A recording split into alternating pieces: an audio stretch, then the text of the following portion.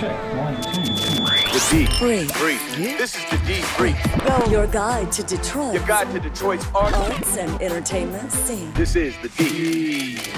Brief. Hello and welcome to the Debrief. I'm your co-host. My name is Seth Ressler. And I'm Becky Scarsallo. And I love biking. Me too. I'm going to tell you, don't think that means that I'm any good at it. I'm not.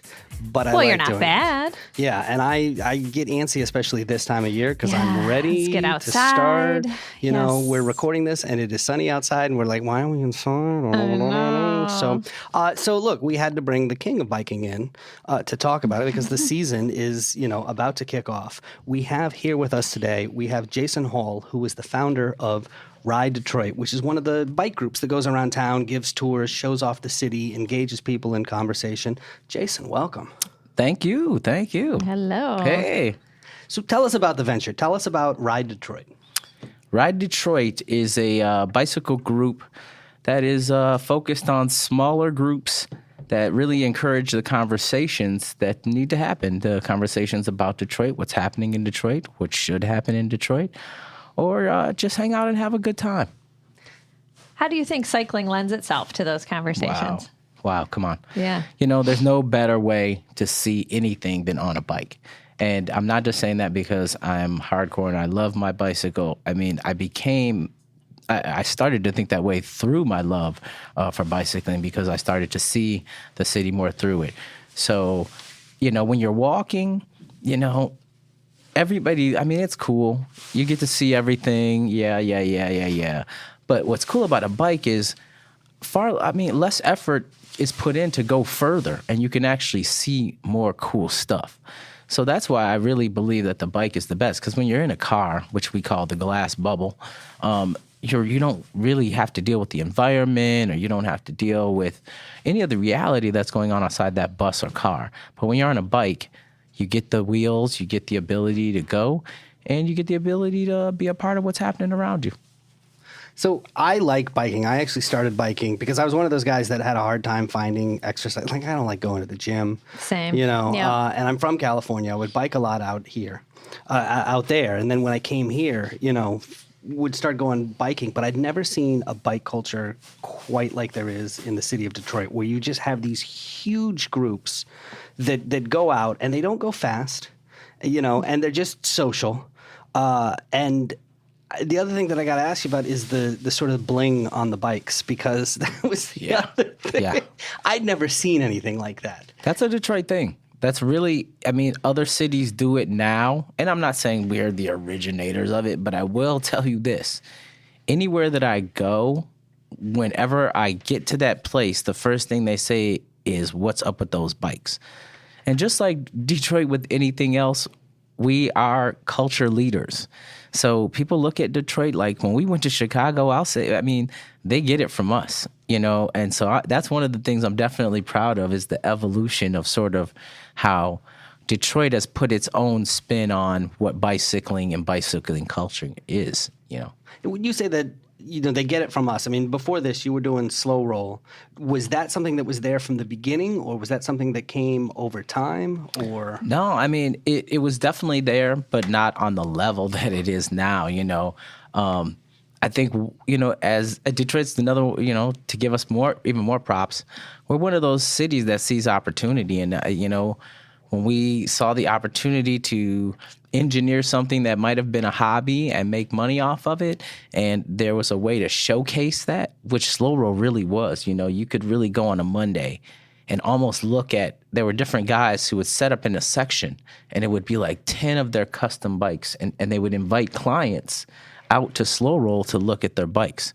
So when you can create that kind of thing, that's the Detroit, that's what we do. And so we had it on a level where even when I grew up, we had reflectors, horns, all that, but never a barbecue grill.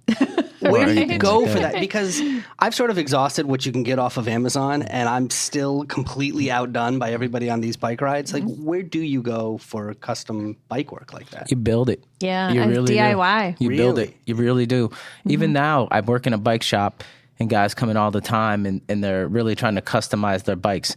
And what we tell them is there's only so far you can go with store-bought product. So eventually they're going to, once again, come to a slow roll, or they're going to start talking to people instead of trying to find buildings, and they're going to look at people's bikes and they're going to say, where'd you get that done? So that's really kind of the cool rabbit hole you get to go down too with biking, is that you build relationships off of it, you know? Trust me, the guy who makes leather seats that he stitches, you know, that guy knows everybody now, you know, and that's awesome. So that's kind of the cool thing about the customization game is, yeah, you can go to the store and buy, but the beauty of it is really, and that's customization, is making it your own. I think that's a really a Detroit thing too, and finding a way to make it more fun. I think we do that even in the darkest days in Detroit. Find a way to have fun. Oh yeah, oh yeah. So what's the coolest thing you've ever seen in terms of? I mean, I touched on it just briefly a second ago, but there's a couple that came out a couple seasons ago, and I couldn't believe it. I was actually out of town, and somebody said, "Man, you'd have to really believe this," but a guy built his bike and put a barbecue grill on the back of his bike. And then his girlfriend... Wait, gas or coals? It was like charcoal. And come on. And listen, Sure. I have the video. And literally she's behind him flipping the burgers and the hot dogs on this bike. I wouldn't suggest Don't riding try this at around, home, right? kids. Right. Oh, yeah. But that's the beauty of slow roll, is like, if it doesn't exist, we're gonna make it. You know, in the early years, people used to get so mad at us about littering. And right when we first came up with our code of conduct, we tried to have people really understand that it's not just our ride, it's everybody's ride. So if you see somebody littering, you know, you guys can all say something to them, and you don't have to get permission to say something from me. Well, the next week, a lady had built a trailer with a garbage can on the back and was just riding around. And surely it wasn't enough to handle thousands of people worth of trash. But just that moment in time where she felt like she could make a change, she went home and did something new. I mean, that's cool. the beauty of it. And those are the memories that I'll always have are the ones of like the things you'll never, you know, one time we had a horse-driven carriage, you know, like on the ride. Okay, now imagine this is a horse-driven carriage, and it's got like rims on it, like a lowrider. And now, once again, I have a photo of this, and we wanted to be mad because we wanted to be like, "Yo, this is slow. We're supposed to be on a bike," but he didn't have a motor. You know what I mean? And that was what we really had to say. You know, props to him for coming out. You know, so every year you think you see something crazy. No. Somebody tops it the next Oh, time. yeah. Oh, yeah. Can you talk a little bit about your transition from slow roll? And, you know, you were the founder, and then you start to walk away and build this smaller RiDetroit. Talk a little bit about how that evolved that way. Well, you know, it was, you know, for me, when we started slow roll, like at the very beginning, it was never about numbers. Okay. We got about numbers once the numbers started to come. And when you say at the beginning, when was that? Because I wasn't here at the like time. 2010, you know. Yeah. I mean, and when we say the beginning, you're talking not even really like there weren't flyers going out. You're talking about me calling our friends and being like, hey, there's a bike ride. So, you know, excuse me, we don't even really count 2010, you know, but we do because it's a legitimate year. But, you know, at that time, we were just about quality and having a good time and seeing Detroit. But then once the numbers started to come, just like anybody else, you want to see how far you can push it.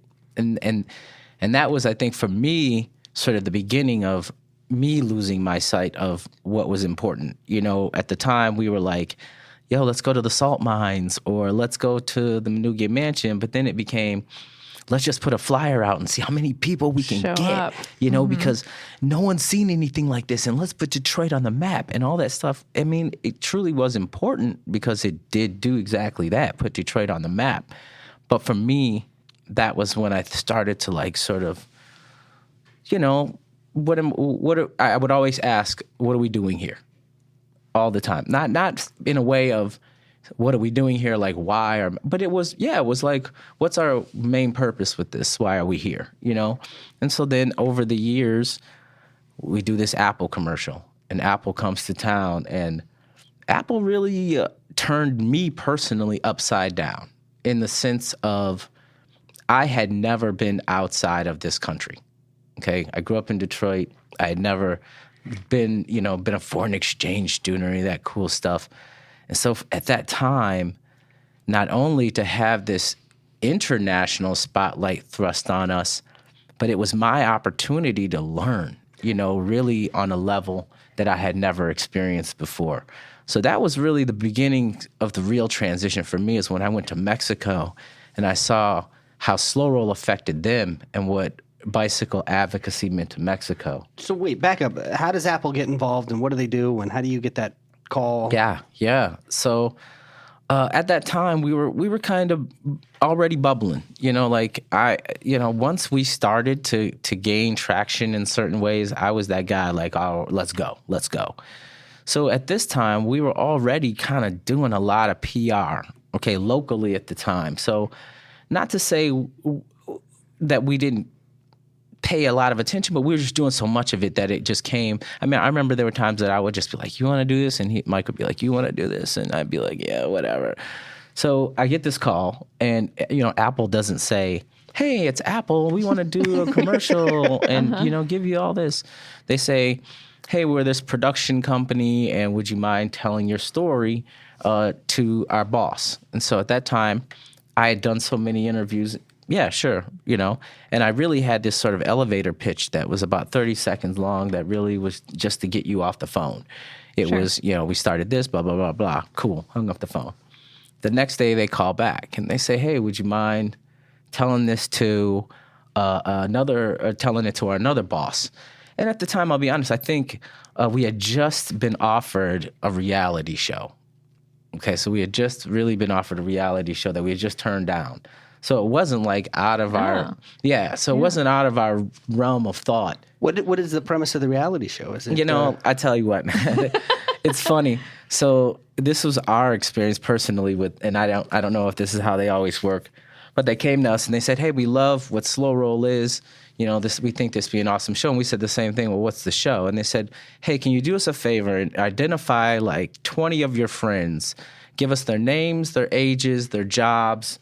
And I'm like, okay, well, what's that for? And they're like, well, we're looking at who could possibly be on the show. So I'm a realist, and I'm like, okay, I get it. Casting, it's a reality show, but it's casting.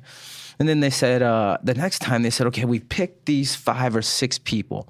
And they said, we picked this person because we think they're kind of a screw up. And they're like, not gonna and I'm like, excuse me? And they're like, and this person's this. And every one of them had sort of this oddly not negative trait, but could be spun as a negative trait. So they could edit it to be these characters. Could be in the cliffhanger. It could be a negative trait. Yeah, and so, we didn't, and it wasn't very much of a conversation, but we talked about it for a second. And of course, we hadn't experienced anything like that. So there was a great group of people who were like, let's do it.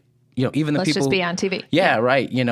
Let's do it. And then, just Mike and I, we've always really based our growth off of not jumping at carrots.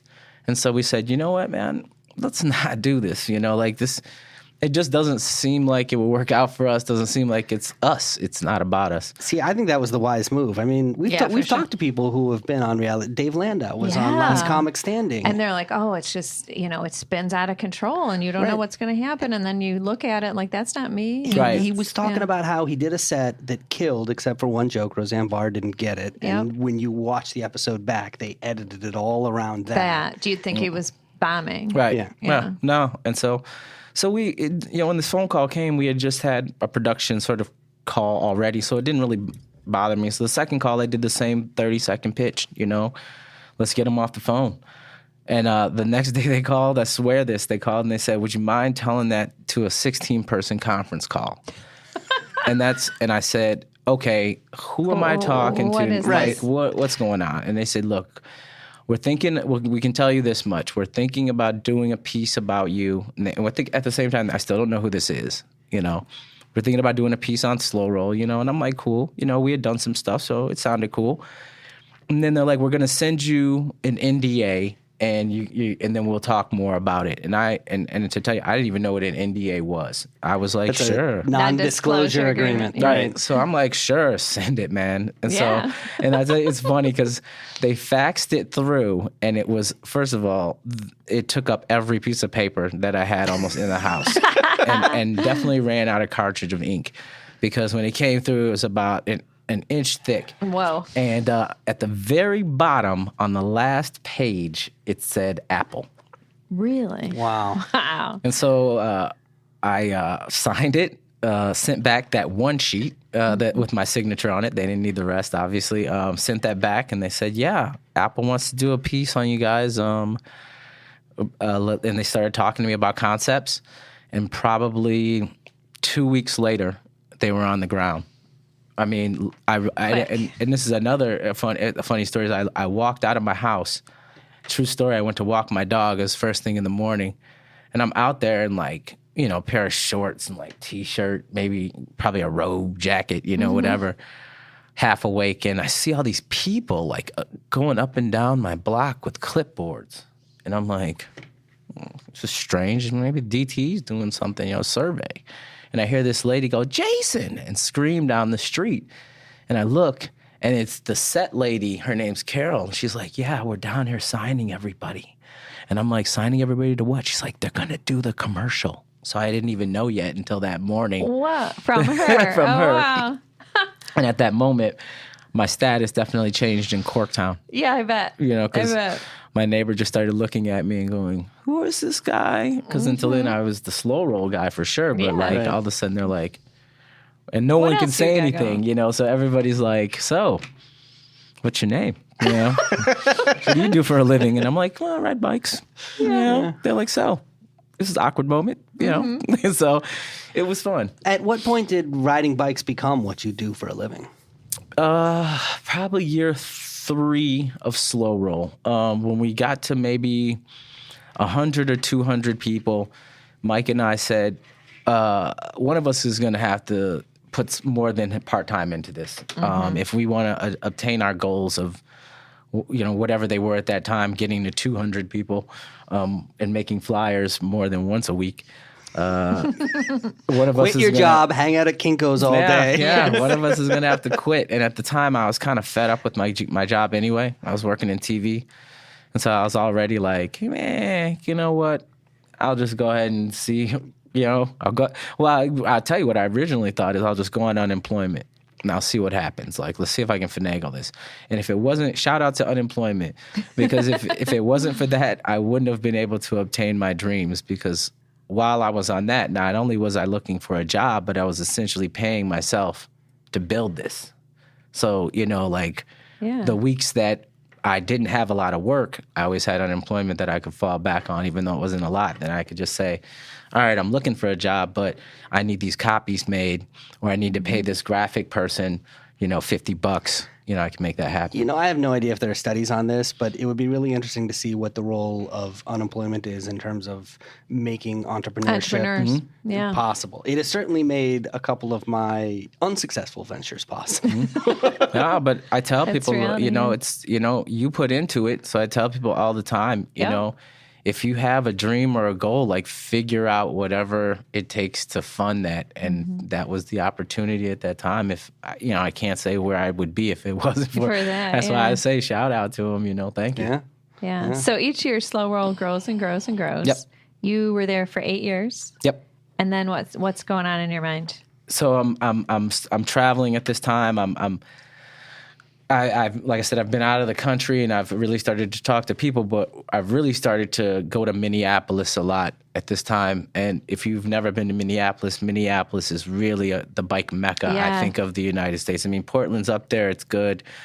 But the infrastructure that exists within Minneapolis it's essentially a bicycle highway, you know, everywhere. You can ride your bike from one side of Minneapolis to the other and never see a car or a stop sign. Yeah, it's incredible. And so when you are starting to hang out with, you know, people out there and you're starting to see how they commute even in 2 feet of snow and how, you know, then I'm like, whoa. They're a hardy bunch, I Yeah, tell you. yeah, We have yeah. family there. I'm like, wow. Yeah, I went to I went out there for the winter cycling conference to talk at this conference. And while we were there, they got 2 feet of snow and they called the conference so everybody could go on a bike ride. And I was just like, what are you talking about? What? Yeah. And they were like, yeah, we got a fat tire you can use. And I was like really trying to talk every angle out of it. I was just like, I didn't bring clothes. They'd be like, I got clothes.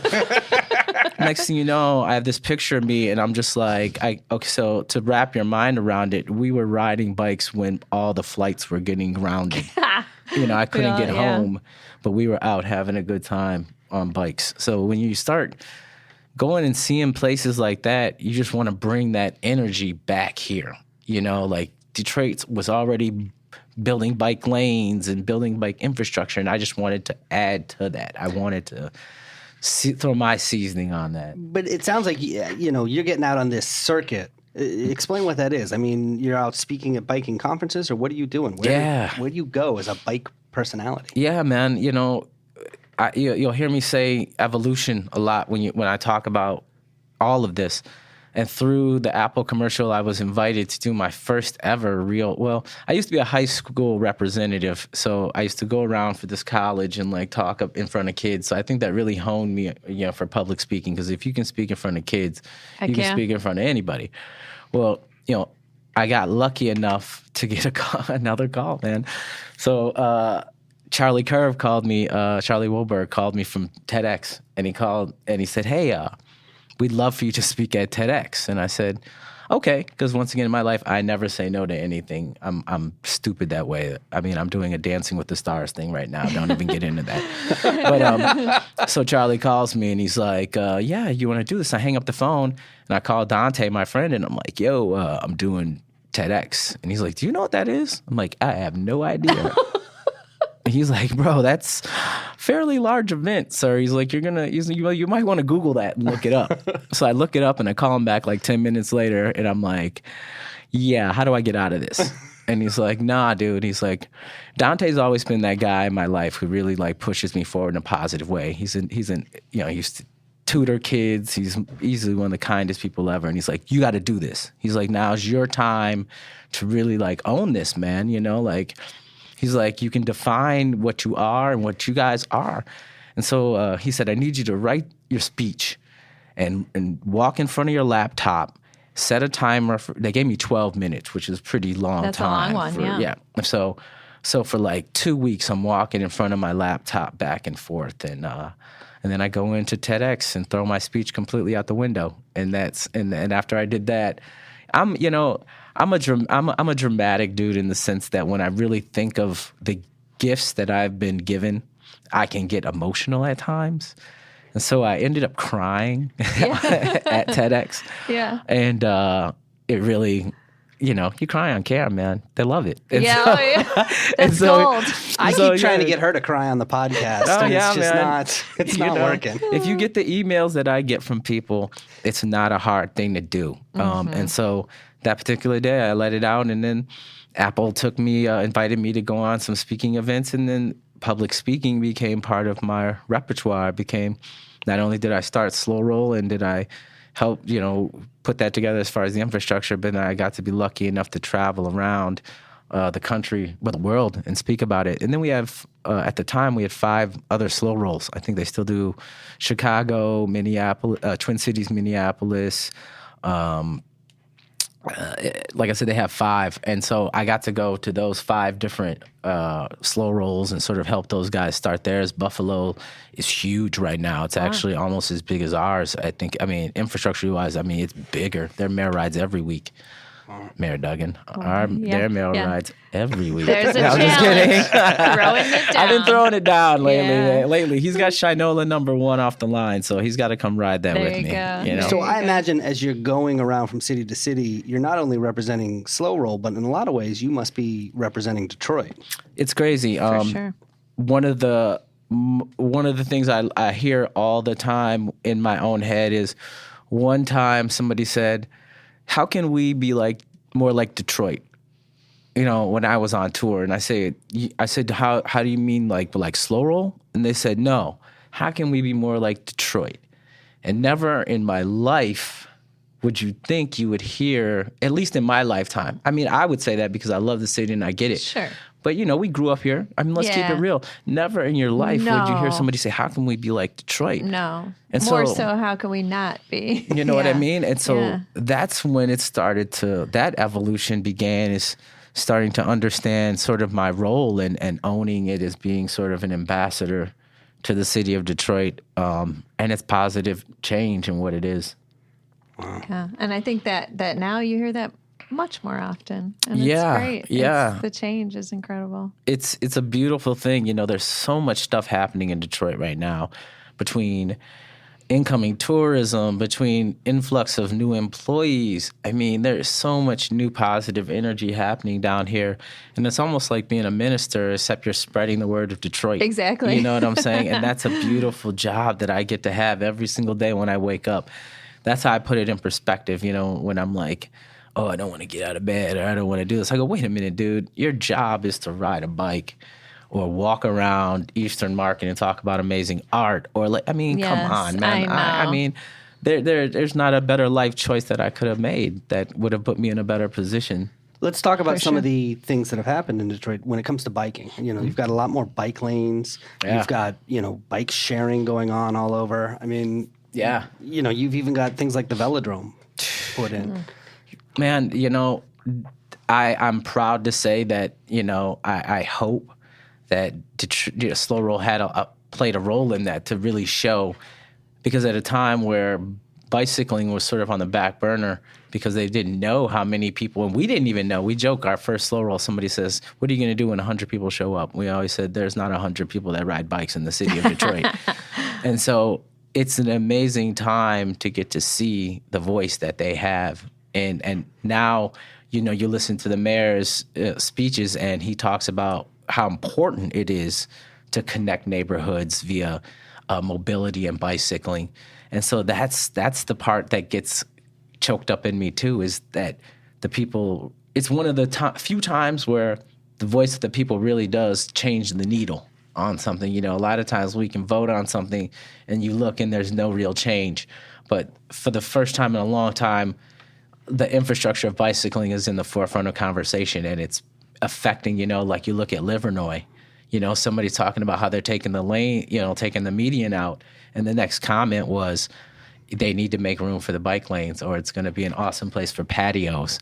And and these are things we never talked about, you know, like how important it is to have a beautiful facade on the front of your restaurant with people sitting out front where people can ride their bikes by, and how important it is that the people on those bikes see that that's a bike-friendly place that they can get water, and then they patronize that place. And don't even get me started on, you know, what Slow Roll put back into Detroit's economy in in the summers.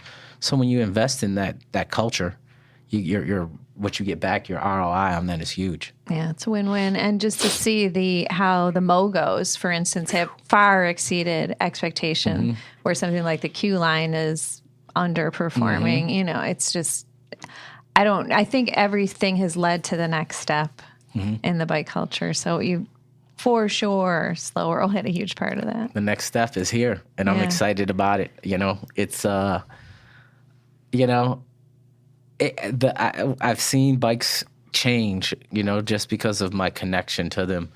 But the next couple of years, what we're going to see with the real push of e-bikes and electric stuff is going to be huge. I'm on board with that because I get lazy. Well, I've seen this stuff at CES too, and it also makes it accessible in cities where it's not. You know, I mean, go Exactly. try and ride a bike in San Francisco. Like, Exactly. good luck. And Yeah. now Yeah. you can. Yeah. Right. I mean, I could sit here. I was that guy. You know, I didn't have an e-bike. And, you know, I always have to be shoved into something. And somebody literally had to give me a bike and make me ride it to really see what the value in it is. You know, I was that pompous guy, like, I ride a bike every day. I'm not why gonna would I use- need a motor on my bike? Right. But then, you know, you go out with the 70-year-old guy who used to ride road bikes every day of his life, but now can't because he has issues. But then you give him an e-bike, and this guy is now riding 50 miles a week. And not only is he physically feeling better, but his whole mentality is out the yes. roof. He comes into the shop and he's like slapping high fives to everybody. But before that, we couldn't get him to smile, you know? I mean, there's a million different applications, and that's what I love about it is I get that, you know, people say the lazy person's bike, and my response is generally well, it's only as lazy as you want to make it. You Well, know? yeah. Like I'm the type, okay, I could ride 12 or 15 miles, say. But like if I want to be with some friends of mine that easily ride 25, that'd be cool. I could have an e-bike next to them and do the things they're doing. Yep. And, I just had a friend, she came up to me and she says, my friends always go on these weekend-long bike rides. And she's like, you know, when they come home, they have all these memories and they have so much fun. And she's like, and I would love to be able to do that. But she's like, I don't have the time to train to be able to ride 100 miles or 80 miles a day. So I said, hey, why don't you try this e-bike? And the next thing she said, first of all, she didn't even bring the bike back. She just said, how much is it? Because that's how game-changing it is on so many different levels. And we're not even talking about environment and saving of money. You know, I live downtown. The amount of money I save on parking is, you know... huge. I mean, come on. Yeah. You know, $20 and up to park for an hour down there. Gas, ridiculous. So, yeah, man, the revolution that's coming with e-bikes... that's my new baby that I'm pretty excited about. Okay. And so you're working with Trek to do that, the Trek store in Royal Oak. Yep, working with American Cycle and Fitness. Yeah, those guys are really, you know, I run across these times in my timeline where I've come across people that really are genuinely amazing people and they believe in your dreams. And Michael, the owner of American Cycle and Fitness, years ago, I went to him and I said, hey, man, I'm throwing this bike show. I don't know if you guys know about the bike show I used to do. Mike and I used to do what we thought was, well, it was kind of like an auto show, but for bikes at Kobo. And that wouldn't have been able to happen if Kobo didn't believe in us. And I mean people, individuals. And Michael was one of those people, when we called him, he said, what are you talking about, a bike show, auto show? But he always stayed involved to the point where he recognized that my dreams were valuable. And so we were lucky enough to partner up and believe in each other. And, you know, hopefully, like I said, I can't wait to announce some amazing things that we have going down. Oh, that's exciting. Yeah. Well, one of the things you can talk about now is what's happening on April 20th. I can. Yes. That is our opening shebang. Everybody come out, our opening season party at George Gregory on Michigan Avenue from 6 to 9. We got Griffin Claw getting away some brewskis. We got food on deck. American Cycle and Fitness is going to be demoing e-bikes. Our merch is coming out that year. We got tons of giveaways. I just like to throw a party. You know? Yeah. Talk about that. You had such a party culture with Slow Roll. Oh, yeah. And then you kind of got away from that a little bit. And so, you know, bringing back the party. Yeah, man. Babysitting 5,000 to 10,000 people a week sometimes takes away from the party. You got to prioritize. Are porta potties more important than the DJ? Sure. Probably so. Yeah. Sure. You know, so you learn to prioritize. And we used to throw some crazy parties. I remember one year we used to throw a prom. And every year where people would get dressed up, literally in tuxedos and dresses and ride. I remember one year Dwele came out and DJ'd. And it was amazing to see, like, people, that was where Slow Rollers felt so special at that moment because I went out of my way. Not I, but like everybody. Dwele was a rider, so it wasn't that out of the way. But to put that together was something special at that time, you know, and I want to bring that back, man. I want to ride bikes.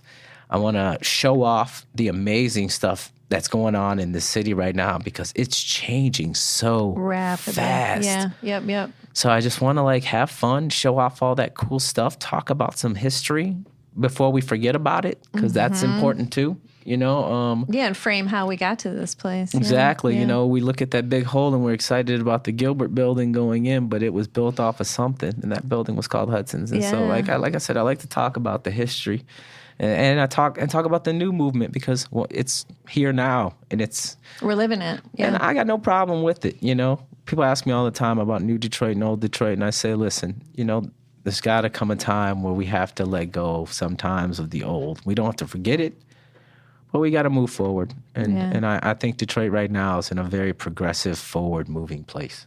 Yeah, I can see the excitement in your eye and that you've got your creative spark back. And so that's kind of how it led you to RiDetroit, right? Yeah. That you just needed to tap back into that. And you know, to be honest, you know, when you have 5,000 people, you can't you're pigeonholed.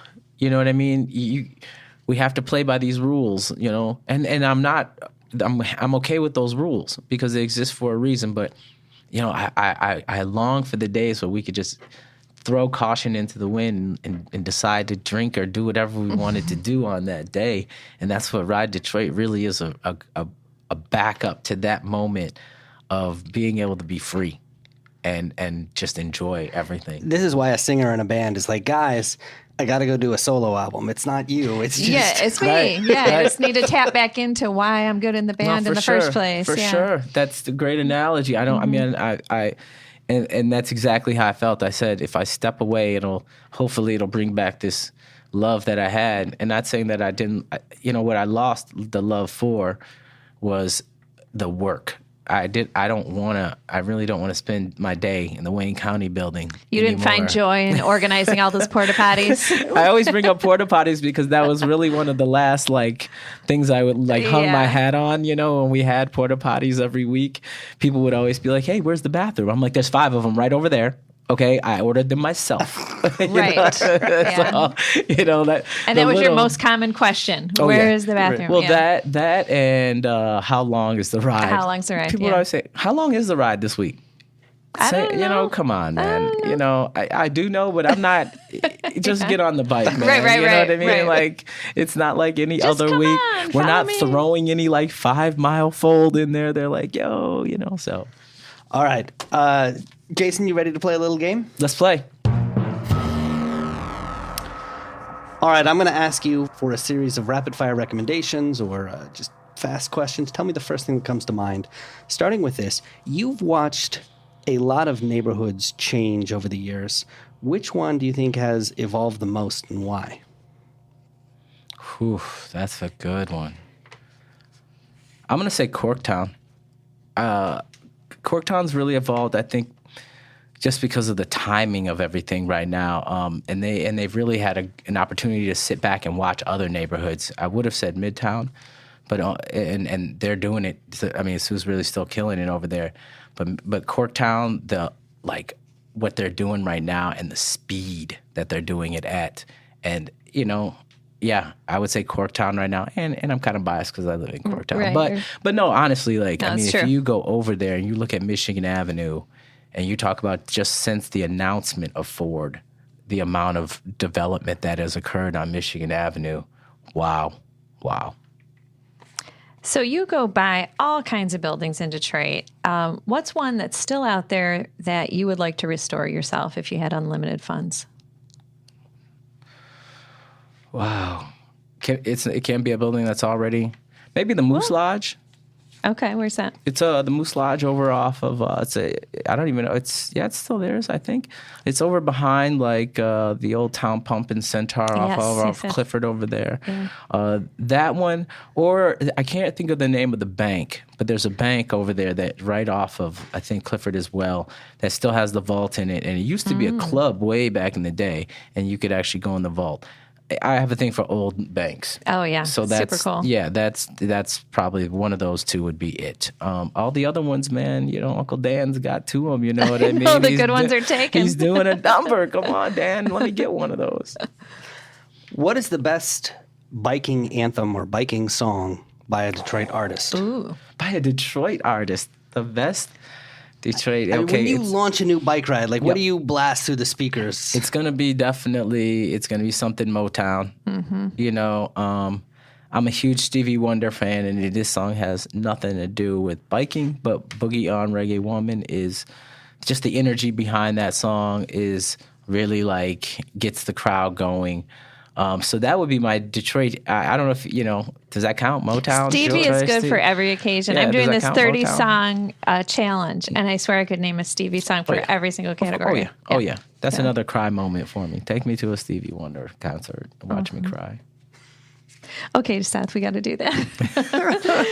Okay, so I'll show you guys my Trek video after this. I cry in that too. I'm telling you, I'm a good. crier, man. Oh, Can you do it on command? No, I can't. I'm And gonna that's start crying. Dude, people always say that. They're like, "Do you do this on command?" I'm like, "I wish, man." This is Right, then the money this was- is yeah, the bread yeah. maker right here. so you grew up here. What was your favorite Detroit spot as a kid? Belle Isle. Everything, I grew up downtown. My parents both worked at the UAW. So whenever after school or anything, went down, it generally revolved around downtown. Even later when I went to Friends School in Detroit. So we used to just really, Detroit was our playground. So no kidding, man, Belle Isle was like the spot. You know what I mean? You had the slide alone was hours worth of fun. But it was really, it felt like an infinite world as a child. Like now, it's only 5 miles long and yada, yada, yada. But back then, it almost felt like this weird enchanted forest. Like you could never be found. And that was what it was for me. And as soon as I got old enough to ride my bike there, I did that too. And it just expanded. To this day, that's where I go when I go to clear my head on my bike or anything of that nature. I go get a couple laps in on the aisle. Nice. We've talked about how you've traveled all over the country and even the world as an ambassador for Detroit. What is the question you hear most often about the city of Detroit? Wow, what is the question I hear most about? It's usually something funny. Out of the country, it's going to be something not related to bikes. It's going to be about entertainment. It's going to be about Eminem. You know what I mean? Like, because that's they out of the country, they're trying to find common ground. So that's kind of Eminem. If you're in London, it's techno, but usually it's Eminem. The question I hear the most is, how do you make a living off that? Yep. It's a good question. To be honest, that is the question I get asked all the time. People get so excited about everything, and then when it finally settles in that's my job, they're like, wait a minute, how do you make money doing this? So that's pretty much that's it. So if you had a time machine, first of all, would you go back in time or forward in time, and to what moment in Detroit? Oh, I would definitely go back. I would love to see what Detroit looked like when, and I hate to use heyday because we're coming into a different heyday, but 1 million people in the streets, I mean, the days of streetcars, I can't even imagine, and that's just in America, but Detroit too, like imagine the Industrial Revolution at that time and when the time of invention. I'm a big nerd that way. And so that would have been a fascinating time to be in Detroit, to see the auto industry really coming into its fruition. And, that would be a crazy time. So I would probably go back in that. What's your favorite bike accessory that you own? My bell. Yeah. Yeah, it's because you got to get out of the way. That's why. Is it just a straightforward bell? Is there anything? Usually the loudest thing that I can find, the most annoying, loudest thing, because if I'm using my bell, I'm going fast and I need you to move. So that's why, I got some pretty awesome light kits these days. With the technology that they're doing with lights, you can blind somebody in a second. But I'd much rather just pull up behind you and blow a big old horn. That's great. Who's a Detroiter whose name everyone should know? A Detroiter that everybody's name should know besides mine? Yes, yeah. Can't name yourself. Eric Thomas. Okay. Eric Thomas is coming up, and I say that he's not coming up, man. Eric is here. He's a speaker, public speaker from Detroit, very outspoken and very tied into to what's going down in the city of Detroit. And I really agree with a lot of stuff that Eric says. And I think that soon we will all know. I think a good majority of people know who Eric is if you're a listener of blogs and podcasts and happenings. But pretty soon he'll be changing the landscape around here. Is that a running for public office kind of thing? I don't know I don't see Eric doing that. No. I don't see him running. I see him working with somebody who's running. You know what I mean? But why do I feel like he knows something that he's not telling us? No, that dream came and went. My mom used to say, you should run for mayor. But the mayor doesn't make enough money. Okay. It's not. Was Mike Duggan one of those guys asking you, how do you make a living doing that? I feel like I could be doing better. Right? Yeah. All right. Very nice.